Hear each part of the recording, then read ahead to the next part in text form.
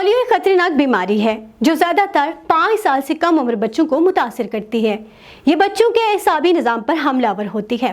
पाकिस्तान का शुमार आज भी उन ममालिक में होता है जहां पोलियो वायरस मौजूद है।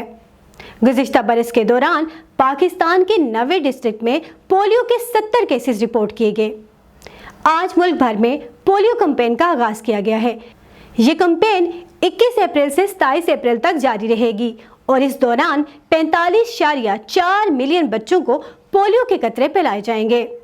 पोलियो कैंपेन को कामयाब बनाने के लिए 4,15,000 पोलियो वर्कर्स तैनात किए गए हैं।